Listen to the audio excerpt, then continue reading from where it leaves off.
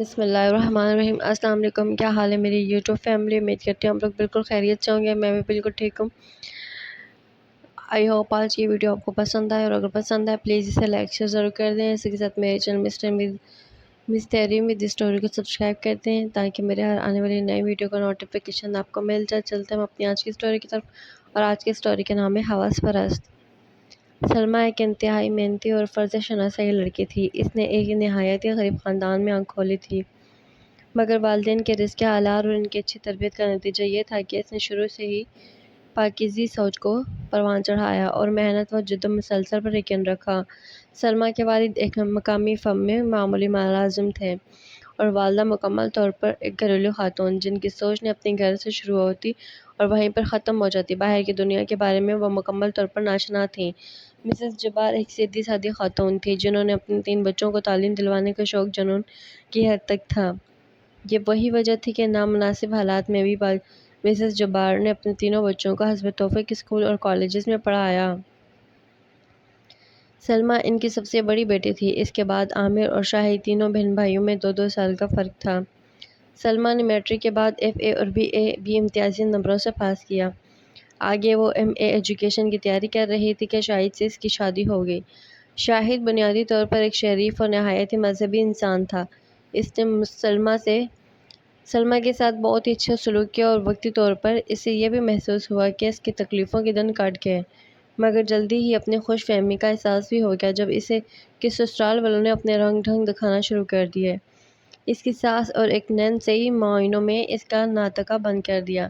سلمیٰ نہ صرف پڑھائی میں اچھی تھی بلکہ اس کی امی نے اسے گھر گھرستی کے رموز بھی بخوبی سکھائے تھے۔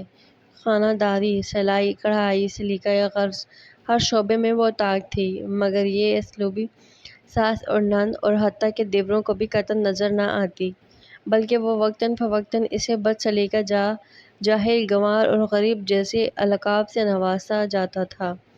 اسے اس بات پر حیرت ہوتی تھی کہ اس نے اپنے والدین اور اساتذہ کو یہی کہتے ہوئے سنا تھا کہ تعلیم ہی اصل دولت ہے، روپیہ پیسہ تو آنی جانی چیز ہے، پھر اسے غربت کا طعنہ کیوں دیا جاتا ہے؟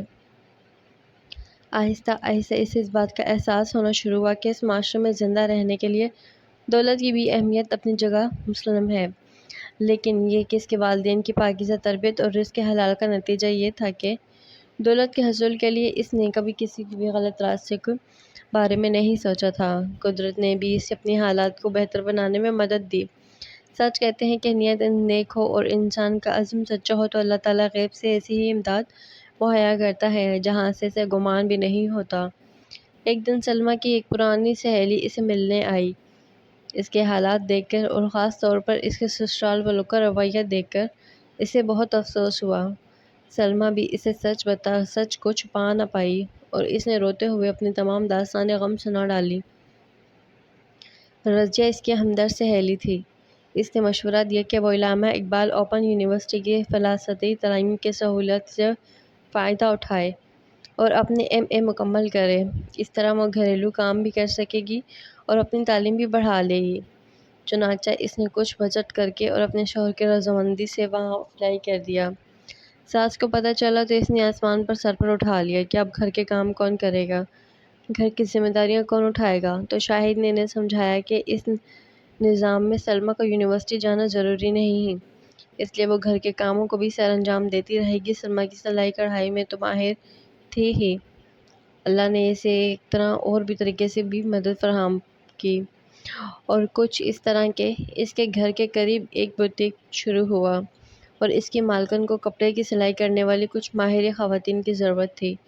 سلمیٰ کو پتہ چلا تو اس نے خاتون سے بات کر کے کام کا آرڈر لے لیا۔ گھر کی سلائی مشین پر اس نے موٹر لگوائی، اور ساتھ ہی ساتھ اچھی تعلیم اور ریکارڈ کی وجہ سے قریبی پوشاک علاقے میں کچھ بچوں سے اسے ٹیوشن لینی شروع کر دی۔ اس نے انہیں اتنی اچھی طریقے سے پڑھایا کہ وہ اس کے گرویدہ ہو گئے۔ جب اس کی ساس اور دیوروں نے دیکھا کہ وہ گھر کے کام کے ساتھ ساتھ پیسے بھی کما رہی ہے تو انہوں نے اس کے ساتھ سختی بھی کچھ کم کر دی، اور وہ لالچی لوگ تھے۔ شاہد کے علاوہ وہ دونوں دیور پڑھائی میں بالکل پیدل تھے۔ سلمیٰ نے ان کو پڑھانے کی بہت کوشش کی، مگر وہ بگڑ چکے تھے۔ اسی طرح اس کی نند بھی میٹرک کر کے گھر میں فارغ تھی اور اسے سارا دن تیاری ہو کر ٹی وی دیکھنے کے علاوہ اور بھابھی کی شکایتیں لگانے کے علاوہ اور کوئی کام نہ ہوتا تھا۔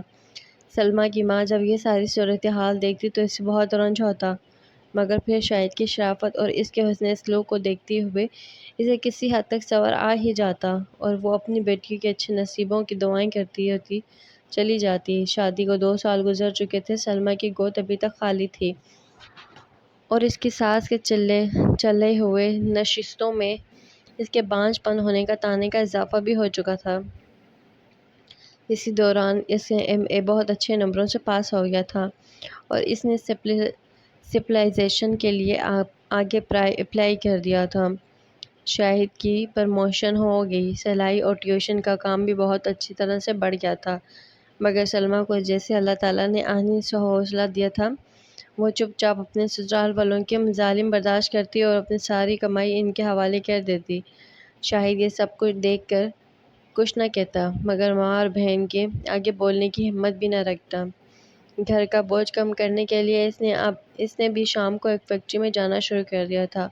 اس دوران حکومت کی طرف سے اسکول کے پرنسپل اور سینئر اساتذہ کی خالی نشستوں کا اشتہار اخبار میں چھپا۔ تجربہ ہونے کی وجہ سے سلمیٰ پرنسپل کی سیٹ کے لیے اپلائی تو نہ کر سکی، مگر اس نے سینئر ٹیچر کی پوسٹ کے لیے فارم جمع کروا دیے۔ ساتھ ہی ساتھ اس کا ایم فل بھی مکمل ہو رہا تھا۔ اس کے منتخب ہونے کی نوید مل گئی، مگر اسے جو سیٹ ملی وہ سندھ پنو علاقے میں تھی۔ اس نے اپنے شوہر سے بات کی اور شاہد نے کچھ تک 2 دنوں کے بعد اپنے گھر والوں کو آمادہ کر ہی لیا۔ ان لوگوں کو محض پیسے سے غرض تھی، اس لیے کچھ پیش کے بعد وہ مان گئے تھے۔ شاہد نے اپنے گھر والوں کے علم میں لائے بغیر اسی علاقے میں ٹرانسفر کی کوشش کی اور اپنے آفیسران بالا کی منت سماجت کر کے بعد میں اپنے ٹرانسفر کروانے میں کامیاب ہو گیا۔ خدا نے جیسے ان دونوں کو صبر اور اچھی نیت کا ثمر دیا، جیسے ہی وہ دونوں پنو کے علاقے شفٹ ہوئے، سلمیٰ کی گود بھی ہری ہو گئی۔ 5 سالہ تجربہ مکمل ہونے پر اس نے پرنسپل کے لیے درخواست دی اور تحریری امتحان بھی پاس کیے۔ اچھے تعلیمی کیریئر اور شاندار ریکارڈ کو مدنظر رکھتے ہوئے انٹرویو پینل کے اراکین نے کامیاب امیدواروں میں اسے پہلا نمبر پر منتخب کیا۔ اس دوران اللہ نے اسے ایک بیٹا اور بیٹی سے نواز دیا۔ شاہد اپنی بہن کا رشتہ دفتر کے ایک عمر رسید کلرک سے کر دیا اور اپنے بھائیوں کو قرضہ لے کر باہر بھجوا دیا۔ باہر دھکے کھانے کے بعد ان کی بری عادتیں بھی کم ہو گئیں۔ وہاں ان کو مزدوری کرنا پڑی۔